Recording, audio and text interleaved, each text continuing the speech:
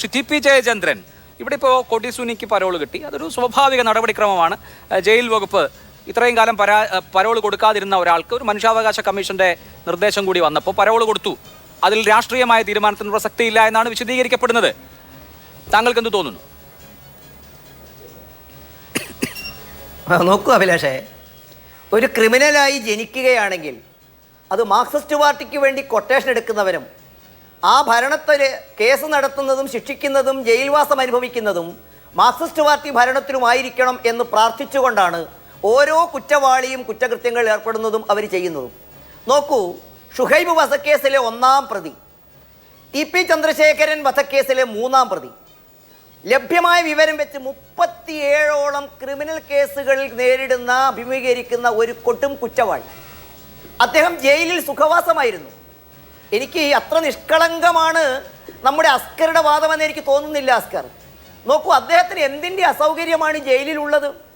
ജയിലിൽ അദ്ദേഹം ആവശ്യപ്പെടുന്ന സൗകര്യത്തോടുകൂടെ മുറികൾ, അദ്ദേഹത്തിന് സ്വന്തമായി അവർക്ക് ആവശ്യമുള്ള ഭക്ഷണങ്ങൾ, ദിവസവും മത്സ്യമാംസാദികൾ വെച്ച് കഴിക്കുന്നതിന് വേണ്ടിയുള്ള സൗകര്യങ്ങൾ, കേസ് കണക്കിന് മദ്യക്കുപ്പികൾ, സിഗരറ്റ് പാക്കറ്റുകൾ, വീട്ടുകാരെ കാണാനും സംസാരിക്കാനും ഡാറ്റ സൗകര്യങ്ങളോടുകൂടിയ ഡിജിറ്റൽ ഫോണുകൾ, ആൻഡ്രോയിഡ് ഫോണുകൾ, ജയിലിൽ നിന്നുകൊണ്ട് സാമ്പത്തിക വരുമാനം നേടുന്നതിനാവശ്യമായ ക്രിമിനൽ കുറ്റങ്ങളെ കൺട്രോൾ ചെയ്യുന്നതിനുള്ള സംഭാഷണങ്ങൾ നടത്താൻ ആവശ്യമായ എല്ലാ സൗകര്യങ്ങളും, അദ്ദേഹത്തിൻ്റെ മുമ്പിൽ ഓച്ചാനിച്ച് നിൽക്കുന്ന ജയിലർമാർ, ജയിൽ ഉദ്യോഗസ്ഥന്മാർ, അദ്ദേഹം ആവശ്യപ്പെടുന്നത് മുഴുവൻ എത്തിച്ചു കൊടുക്കുന്നു. സ്വാഭാവികമായിട്ടും ഇത്തരം ഒരാൾക്ക് അസ്കർ ചോദിക്കുന്ന ഒരു ചോദ്യം പ്രസക്തമാണ്. അദ്ദേഹത്തിൻ്റെ അമ്മയുടെ ഭാഗത്ത് നിന്ന് ചിന്തിക്കണ്ടേ? സ്വാഭാവികമായിട്ടും വേണം അദ്ദേഹത്തിൻ്റെ അമ്മയുടെ ഭാഗത്ത് നിന്ന് ചിന്തിക്കണം. അതോടൊപ്പം നമ്മുടെ ഷുഹൈബിന്റെ ഉമ്മയുടെ ഭാഗത്തും ചിന്തിക്കണ്ടേ? ശരി, തീർച്ചയായും. എനിക്ക് ഒരു ഇടവേള എടുക്കാനുള്ള സമയം അതിക്രമിച്ചതുകൊണ്ടാണ് ഇടപെടുന്നത്. ഞാൻ അങ്ങനെയൊക്കെ അടുത്ത റൗണ്ടിൽ കൂടുതൽ സമയം നൽകാം. പക്ഷേ ജിൻഡോ ജോൺ, ഇവിടെ നമ്മൾ കാണേണ്ടത് കൊടിസുനിക്ക് കഴിഞ്ഞ 6 വർഷമായി പരോൾ കൊടുത്തിട്ടില്ലല്ലോ, കോവിഡ് കാലത്ത് പോലും എന്ന് ചോദിക്കുന്ന ആളുകളുണ്ട്. പക്ഷേ പരോൾ കൊടുക്കാൻ നിർവാഹം ഉണ്ടായിരുന്നില്ല. കാരണം അദ്ദേഹം ജയിലിൽ തന്നെ കുഴപ്പങ്ങൾ ഉണ്ടാക്കിയതിന് കേസുകൾ നേരിടുകയായിരുന്നു. അങ്ങനെ ഒരു കുറ്റവാളിക്ക് പരോൾ കൊടുക്കാൻ നിർവാഹം ഉണ്ടായിരുന്നില്ല എന്നുള്ളതാണ് യാഥാർത്ഥ്യം. പക്ഷേ ടി.പി. കേസിലെ മറ്റു പ്രതികൾക്ക് നിർബാധം പരോൾ കിട്ടുന്നുണ്ടായിരുന്നു എന്ന് മാത്രമല്ല 500 ദിവസത്തിലധികം പരോൾ കിട്ടിയിട്ടുള്ള ആളുകൾ പോലും ഉണ്ടായിരുന്നു. ഈ കേസുകളുമായി ബന്ധപ്പെട്ട് ഹൈക്കോടതി തന്നെ നിർദ്ദേശിച്ചിട്ടുള്ളത് ശിക്ഷാ ഇളവ് കൊടുക്കാതെ ശിക്ഷയ്ക്ക് വിധേയമാക്കണം എന്നുള്ളതായിരുന്നു. അപ്പോൾ ഈ ടി.പി. കേസ് പ്രതികളെ സംബന്ധിച്ച് അവർക്ക് കിട്ടിക്കൊണ്ടിരിക്കുന്ന സൗകര്യങ്ങൾ, അവർക്ക് കിട്ടിക്കൊണ്ടിരിക്കുന്ന സംവിധാനങ്ങൾ എന്നുള്ളത് മറ്റാർക്കും കിട്ടാത്തതാണ്. സാധാരണ ക്രിമിനൽ കേസുകളിൽ പെടുന്ന ആളുകൾക്ക് കിട്ടാത്തതുമാണ്.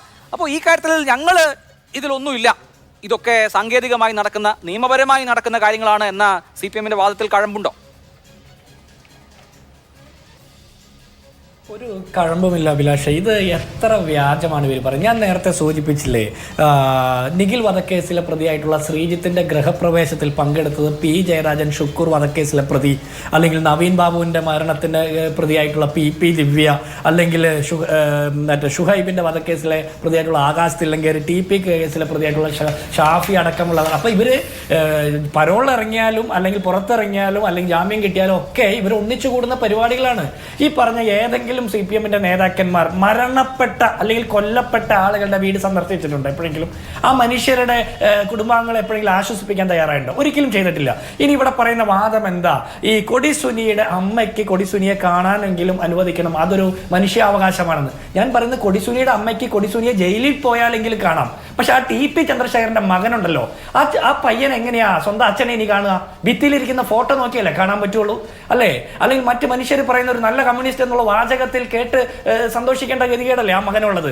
അപ്പോൾ കൊടിസുനിയുടെ അമ്മയ്ക്ക് ജയിലിൽ പോയാലും കൊടിസുനിയെ കാണാം. പക്ഷേ ടി.പി. ചന്ദ്രശേഖരന്റെ മകന് ഇനി ആ മഹാനായ കമ്മ്യൂണിസ്റ്റുകാരനെ കാണാൻ പറ്റില്ലാത്ത വിധം ഇല്ലാതാക്കി കളഞ്ഞ കൊടും കുറ്റവാളികൾക്ക് ജാമ്യം കൊടുക്കുന്ന അല്ലെങ്കിൽ പരോൾ കൊടുക്കുന്നതിനെ കുറിച്ചിട്ടാണ് ഇവർ മഹത്വവൽക്കരിക്കുന്നത് മനുഷ്യാവകാശം എന്ന്. അതിനെ അംഗീകരിക്കാൻ ഞങ്ങൾ തയ്യാറല്ല, പൊതുസമൂഹം തയ്യാറല്ല. ഇനി മാത്രമല്ല, കുഞ്ഞനന്ദൻ മഹാനായ മനുഷ്യനായിരുന്നു എന്നല്ലേ CPM-ന്റെ നേതാക്കന്മാർ വാഴ്ത്തിപ്പാടിയത്? എവിടെ പരോളിൽ കിടന്ന് മരിക്കുന്നത്, എങ്ങനെയാ മരിച്ചത് എന്നുള്ളതിനെ കുറിച്ച് വിവാദപരമായിട്ടുള്ള മറ്റ് പല നിരീക്ഷണങ്ങളുമുണ്ട്. അതൊക്കെ അവിടെ നിൽക്കട്ടെ. പക്ഷേ ഈ ടി.പി. കേസിലെ പ്രതികൾക്ക് മറ്റ് പ്രതികൾക്കൊക്കെ നിർബാധം പരോൾ കിട്ടുകയും സുഖ സൗകര്യങ്ങൾ കിട്ടുകയും ചെയ്തപ്പോൾ ഈ കൊടിസുനിക്ക് കിട്ടാതിരിക്കാൻ കാരണം അയാൾ ജയിലിൽ കിടന്നുകൊണ്ട് പോലും കുറ്റകൃത്യത്തിൽ ഏർപ്പെട്ടു എന്നുള്ളതാണ്.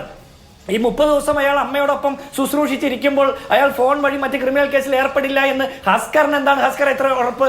ഹസ്കർ പിന്തുണയ്ക്കുന്ന CPM-ന്റെ സർക്കാരിന്റെ പോലീസ് പറഞ്ഞിട്ടുള്ളതാണ് ഈ 12ഓളം കേസുകൾ. അപ്പോൾ അതൊക്കെ കേട്ട് കേൾവിയാണെന്ന് പറഞ്ഞാൽ ഹസ്കർ ആരെയാണ് പിന്നെ പിന്തുണയ്ക്കുന്നത്? ഇനി താങ്കൾ പറയുന്ന ഒരു കാര്യമുണ്ട്, ഈ കൊലക്കേസ് പ്രതികളുമായിട്ട് സഹവാസം നടത്തുന്നത് പൊതുപ്രവർത്തകരുടെ പ്രവർത്തനത്തിന്റെ ഭാഗമാണ്. കേരളത്തിൽ മറ്റേതെങ്കിലും രാഷ്ട്രീയ പാർട്ടിയുടെ നേതാക്കന്മാർ കൊലക്കേസ് പ്രതികളുമായിട്ട് മാത്രം സഹവാസം നടത്തുന്നത് നിങ്ങൾ കണ്ടിട്ടുണ്ടോ? ഈ P. ജയരാജൻ മറ്റേതെങ്കിലും മനുഷ്യരുമായിട്ട് സഹവാസം നടത്തുന്നത് നിങ്ങൾ കണ്ടിട്ടുണ്ടോ? അദ്ദേഹം മറ്റാരെങ്കിലും മനുഷ്യാവകാശത്തെ കുറിച്ച് പറയുന്നത് കേട്ടിട്ടുണ്ടോ? കൊലക്കേസ് പ്രതികൾക്ക് വേണ്ടിയിട്ട് മാത്രം മനുഷ്യാവകാശം പ്രസംഗിക്കുന്ന പ്രത്യേകതരം മനുഷ്യരാണ് P. ജയരാജൻ. ഇവിടെ TP കൊല്ലപ്പെടേണ്ട ആളല്ല എന്നാണ് ഹസ്കറിന്റെ ബോധം. ആ TP ചന്ദ്രശേഖരൻ കൊല്ലപ്പെട്ടതിന് ശേഷം കുലംകുത്തി എന്ന് വിളിച്ചത് പിണറായി വിജയനാ. താങ്കളൊന്ന് തിരുത്തുവോ? ആ പിണറായി വിജയൻ കുലംകുത്തി എന്ന് വിളിച്ചത് തെറ്റായിരുന്നു എന്ന് താങ്കൾ തിരുത്തി പറയോ? ഇനി താങ്കൾക്ക് ഭയമില്ല അങ്ങനെ പറയാമെന്ന് താങ്കൾ പറയുന്നു. TP ചന്ദ്രശേഖരൻ കൊല്ലപ്പെടാൻ പാടില്ലായിരുന്നു എന്ന് പറയാൻ താങ്കൾക്ക് ഭയമില്ല എന്ന് പറയുന്നു. ആരെയാണ് താങ്കൾ ഭയമില്ല എന്ന് പറയുന്നത്? അപ്പോൾ ആരെ ഭയക്കേണ്ടതുണ്ടല്ലോ മറ്റാളുകൾ? മാഷാള്ള സ്റ്റിക്കർ ഒട്ടിച്ചു വരുന്ന ഇന്നോവക്കാരെ ഭയക്കേണ്ടതുണ്ട് എന്നല്ലേ അതിൽ ബംഗ്യന്തരാണ് നമ്മൾ മനസ്സിലാക്കേണ്ടത്. ഇവിടെ സോഷ്യൽ ഇവളായിട്ടുള്ള സമൂഹത്തിന് ബാധ്യതയായിട്ടുള്ള ഒരു കൊടും കുറ്റവാളികളുടെ മനുഷ്യാവകാശത്തെ കുറിച്ച് നിങ്ങൾ പറയുമ്പോൾ ഉത്തര കേസിലെ പ്രതിയായിട്ടുള്ള സൂരജില്ലേ, ആ സൂരജിന് പരോൾ കിട്ടാൻ വേണ്ടിയിട്ട് വ്യാജരേഖ ചമച്ച കേസ് ഈ ദിവസങ്ങളിൽ നടക്കുകയല്ലേ? ഈ മൂർഖൻ പാമ്പിനെ വിട്ട് ഭാര്യയെ കടിപ്പിച്ചു കൊന്ന കേസിലെ പ്രതിക്ക് പരോൾ കിട്ടാതിരിക്കാൻ വേണ്ടിയിട്ട് അമ്മ ശ്രമിച്ചു എന്നുള്ള കേസൊക്കെ നടക്കുന്നുണ്ടല്ലോ. അതിനേക്കാൾ കൊടും കുറ്റവാളികളല്ലേ ഇവര്? ആസൂത്രിതമായിട്ട് പ്ലാൻ ചെയ്ത ഒരു മനുഷ്യന്റെ മുഖം വെട്ടി ചിഹ്ന ഭിന്നമാക്കി കൊളഞ്ഞ് അതിനുശേഷം കുലം കുത്തിയെന്ന് ആവർത്തിച്ച് പറഞ്ഞ് ആ കൊലക്കേസിലെ പ്രതികളായിട്ടുള്ളവർ തീവ്രവാദികളാണെന്ന് പറഞ്ഞ് പള്ളിക്കാട് ജുമാ മസ്ജിദിലെ ലൈറ്റ് വെളുപ്പാങ്കാലത്തിന് കെടാതെ കിടന്നു എന്ന് പറഞ്ഞ് മാഷാള്ള സ്റ്റിക്കർ ഒട്ടിച്ചുകൊണ്ട് അത് വർഗീയ ചാപ്പ കുത്തി മറ്റേതൊക്കെയോ സംഘടനകളുടെ തലയിൽ വെച്ച് കെട്ടാൻ ശ്രമിച്ച CPM-ന്റെ സംസ്ഥാന സെക്രട്ടറിയും പാർട്ടി പത്രവും പാർട്ടി ചാനലും വീണ്ടും പുലമ്പിയ ഒരു കേസിലെ കൊടും കുറ്റവാളി ജയിലിൽ കിടന്നും അതിനുശേഷവും വീണ്ടും കുറ്റകൃത്യത്തിൽ ഏർപ്പെടുന്ന ഒരാളുടെ മനുഷ്യാവകാശത്തെ കുറിച്ച് പറയാൻ ഹസ്കറിനെ പോലുള്ള വക്കീലന്മാർക്ക് അല്പം നാണവും ഉളുപ്പും വേണം. ശരി, ഓക്കെ.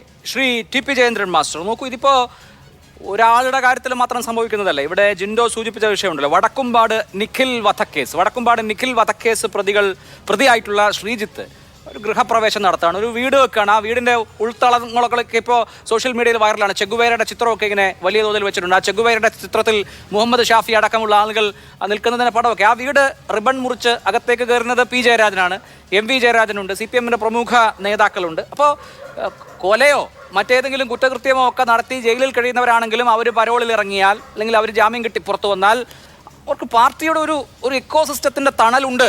അവർക്ക് ഒരു ശുഭകാര്യം സംഭവിച്ചാൽ അതിന് കാർമ്മികത്വം വഹിക്കാൻ പാർട്ടിയുടെ ഏറ്റവും പ്രമുഖരായ നേതാക്കൾ തന്നെ എത്തും എന്നൊരു സന്ദേശം അതിനകത്ത് വളരെ വളരെ വ്യക്തമാണ്. മറ്റു പാർട്ടിക്കാരും അങ്ങനെ ആയിരിക്കും കേട്ടോ. ഇവിടെ പക്ഷേ നമുക്ക് വളരെ വിസിബിളായി വിഷ്വലിൽ കാണുന്ന കാര്യമാണ് ഞാൻ പറയുന്നത്. അപ്പോൾ ഈ പ്രതികളെ സംബന്ധിച്ച്, ഈ ക്രിമിനലുകളെ സംബന്ധിച്ച്, ക്രിമിനലുകൾ ഏകരല്ല, അവർക്കൊരു എക്കോസിസ്റ്റത്തിന്റെ പിന്തുണ ഉണ്ട് എന്ന് ജനങ്ങൾക്ക് ബോധ്യപ്പെടാൻ മറ്റെന്തെങ്കിലും വേണോ? നോക്കൂ അഭിലാഷേ, എല്ലാ രാഷ്ട്രീയ പാർട്ടികളിലും ചില സാഹചര്യങ്ങളുടെ സമ്മർദ്ദത്തിനടിപ്പെട്ട് അല്ലെങ്കിൽ ചില സാഹചര്യങ്ങളിൽ അത്തരം സംഘർഷങ്ങളിലേക്കും അതുവഴി പ്രതികളാക്കപ്പെടുകയും അവരുമായി ബന്ധം പുലർത്തുന്നതൊക്കെ സ്വാഭാവികമായിട്ടും ഉണ്ടായിട്ടുണ്ട്. അത് അഭിലഷണീയമല്ല, അത് പ്രോത്സാഹിക്കാൻ പറ്റിയതുമല്ല. പക്ഷേ ഇവിടെ കമ്മ്യൂണിസ്റ്റ് പാർട്ടികളെ സംബന്ധിച്ചിടത്തോളമുള്ള ചരിത്രത്തിൻ്റെ പാഠം അതാണോ? നോക്കൂ, ആ പാർട്ടിയുടെ പതാകയുടെ നിറമെന്ന് പറയുന്നത് മനുഷ്യ രക്തം കൊണ്ട് ഇടയ്ക്കിടെ ചുവപ്പിക്കുന്നതാണ്. അവരുടെ കൊടിയടയാളം എന്ന് പറയുന്നത് മനുഷ്യനെ ആക്രമിച്ച് നശിപ്പിക്കാനുള്ള വാക്കത്തിയും ചുറ്റികയുമാണ്. മനുഷ്യ രക്തത്തിൽ അഭിരമിക്കുന്ന, അതിൽ ആവേശം കൊള്ളുന്ന മാരകായുധങ്ങൾ കൊടിയടയാളമാക്കുക മാത്രമല്ല, ലോക ചരിത്രത്തിൽ ഈ പാർട്ടി കൊല ചെയ്യപ്പെട്ടതിനെ പോലെ അത്രയും ഏതെങ്കിലും ഒരു സംഘർഷത്തിൽ തൊഴിലാളി വർഗ പാർട്ടിയാണ്. അരിവാൾ എന്ന് പറയുന്നത് കൊയ്യാൻ ഉപയോഗിക്കുന്ന, കാർഷിക വൃത്തിക്ക് ഉപയോഗിക്കുന്ന ഒരു ആയുധമാണ്. ചുറ്റിക എന്ന് പറയുന്നത് പണിക്ക് ഉപയോഗിക്കുന്ന ഒരു കാര്യമാണ്. തൊഴിലാളികളുടെ പണിയായുധങ്ങൾ എന്ന അർത്ഥത്തിലാണ്. നമ്മളിപ്പോൾ ഈ വിഷയത്തിലേക്ക് വന്നാൽ ഇപ്പോൾ പല പാർട്ടികൾക്ക് പല കൊടികളുണ്ടാവും. കൊടിയുടെ നിറമല്ലല്ലോ, ആക്ടിവിറ്റിയാണ് പ്രശ്നം. അല്ല, അതിനല്ല അഭിലാഷേ, ചരിത്രത്തിൽ ആ പാർട്ടി ആയുധങ്ങൾ ഉപയോഗിച്ചത് കാർഷിക വൃത്തിക്ക് വേണ്ടിയോ കാർഷിക വർധനവിനോ അല്ല. അവർ ലോകത്ത് ഭരിച്ച ഏതെങ്കിലും ഒരു പ്രദേശത്ത് കാർഷികമോ വ്യാവസായികമായുള്ള ഉന്നമനത്തിൻ്റെ ഉദാഹരണങ്ങൾ ചൂണ്ടിക്കാണിക്കാൻ അഭിലാഷേ ഈ ചർച്ചയിൽ പങ്കെടുത്ത ആർക്കെങ്കിലും സാധിക്കുമോ? അവരുടെ ഭരണത്തിൽ കാർഷിക മേഖലയിൽ ഉണ്ടായിരിക്കുന്ന ഒരു മുന്നേറ്റം, സോവിയറ്റ് റഷ്യ മുതൽക്ക് ഇങ്ങ് കേരളം വരെ ബംഗാൾ ത്രിപുര എടുത്തു കഴിഞ്ഞാൽ എവിടെയാണ് ഈ പാർട്ടിയുടെ അരിവാൾ ഉപയോഗിച്ചുകൊണ്ട് കാർഷിക മുന്നേറ്റം നടത്തിയിട്ടുള്ളത്? എവിടെയാണ് വ്യാവസായിക മുന്നേറ്റം നടത്തിയിട്ടുള്ളത്? പകരം ലോക ചരിത്രത്തിൽ മനുഷ്യ രക്തം കുടിച്ച അനുഭവമല്ലാതെ ആ പാർട്ടിയുടെ പതാകയ്ക്കും ആ പാർട്ടിയുടെ ചരിത്രത്തിനുമുണ്ടോ? നോക്കൂ, ഇപ്പോൾ തന്നെ നമ്മൾ പുറത്തു വന്നു. ഈ പാർട്ടി പലപ്പോഴും പറയും സംഘർഷം ഉണ്ടാകുമ്പോൾ പാർട്ടിക്ക് യാതൊരു ബന്ധവുമില്ല. അത് പറയുകയും പാർട്ടി അകത്താക്കപ്പെടുന്ന ആളുകളെ രക്ഷിക്കാൻ ആവശ്യമായ എല്ലാം കൃത്യമായി എത്തിച്ചു കൊടുക്കുകയും പാർട്ടി പണം കൊടുത്ത് നിശ്ചയിക്കുന്ന വക്കീലന്മാർ ഉപയോഗിച്ചുകൊണ്ട് രക്ഷിക്കാൻ ആവതെല്ലാം ചെയ്യുകയും ചെയ്ത ചരിത്രമില്ലേ? നോക്കൂ, 12 വർഷം കൊണ്ട് 12 കേസാണ് ഇന്ന് നമ്മൾ ചർച്ച ചെയ്യുന്ന സുനി ജയിലിലിരുന്ന് ചെയ്തത്. 1 വർഷം ശരാശരി 1 കേസ് എന്ന തോതിൽ. ഇപ്പോൾ നേരത്തെ അസ്കർ പറഞ്ഞ മാതിരി ഒരാൾക്ക് പരോള് കൊടുക്കുന്ന അവകാശമാണ്, അത് മാനവികതയാണ്. പക്ഷേ ആ പരോള് കൊടുക്കുന്നത് അയാളെ റിഫോം ചെയ്യാനാണ്, അയാളെ പരിവർത്തനം നടത്താനാണ്. അയാൾക്ക് ശിക്ഷ കൊടുക്കുന്നത് അയാൾക്ക് മാനസാന്തരം വരുത്താനാണ്. അങ്ങനെ അദ്ദേഹത്തെ സമൂഹവുമായുള്ള ബന്ധം, ശിക്ഷ കാലാവധി കഴിഞ്ഞ് പുറത്തിറങ്ങിയാൽ സമൂഹത്തിൽ നിന്ന് ഒറ്റപ്പെട്ടു പോകാനിരിക്കാൻ, സമൂഹവുമായി ബന്ധപ്പെടാനുള്ള അദ്ദേഹത്തിൻ്റെ ഇണക്ക് ചരടായിട്ടാണ് പരോളിനെ കാണുന്നത് എന്നാണ് ആ രംഗത്ത് പ്രവർത്തിക്കുന്നവർ പറയുന്നത്. പക്ഷേ ഇവിടെ സംഭവിക്കുന്നത് എന്താണ്? പാർട്ടി സമ്മതിക്കുമോ ഇവരെ റിഫോം ചെയ്യാൻ? പാർട്ടി അനുവദിക്കുമോ ഇവരെ മനം മാറ്റാൻ? പാർട്ടി അനുവദിച്ചിട്ടുണ്ടോ ഇവരെ? ഏറ്റവും അവസാനം എൻ്റെ അറിവിൽ പുറത്തിറങ്ങിയ പ്രതികൾ വയനാട് റിസോർട്ടിൽ വെച്ച് യുവാവിനെ ഭീഷണിപ്പെടുത്തിയ കേസാണ് നിൽക്കുന്നത്. മാത്രമല്ല, ഇവിടെ കണക്കുകൾ നമ്മുടെ മുമ്പിൽ പറഞ്ഞു. 150 ദിവസമാണ് TP ചന്ദ്രശേഖരനെ കൊന്ന പ്രതികൾക്ക് അസ്കർ ഇന്ന് പറഞ്ഞ കൊല്ലപ്പെടേണ്ടവനല്ലാത്ത ചിലർ കൊല്ലപ്പെടേണ്ടവനായിട്ടുണ്ടോ എന്ന് എനിക്കറിയില്ല.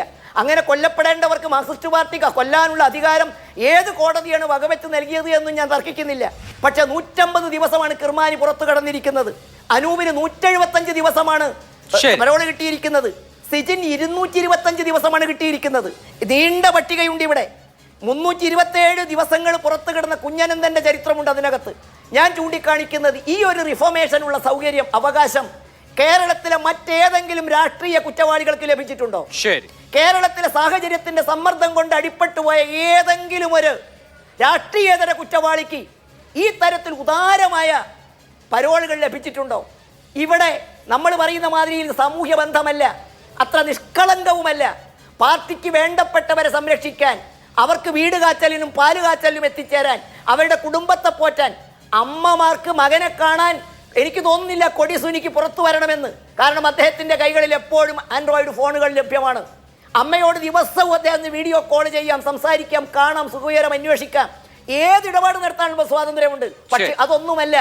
പാർട്ടിയുടെ ഈ ജില്ലാ സമ്മേളനങ്ങൾ നടക്കുന്ന കാലയളവിൽ അദ്ദേഹം ആൻഡ്രോയിഡ് ഫോൺ ഉപയോഗിക്കാൻ നിയമപരമായി സാധിക്കില്ല ആ തരത്തിൽ, പക്ഷേ ഉപയോഗിക്കുന്നുണ്ട് എന്നുള്ളതാണ് കേസ്. 2 ജയിലുകളിലും അതുമായി ബന്ധപ്പെട്ട് പരാതിയും കേസും വന്നിരുന്നു. ഓക്കെ, ശ്രീ BN ഹസ്കർ, ഇവിടെ ഇപ്പൊ നോക്കൂ, ഇന്ന് ഉണ്ടായിട്ടുള്ള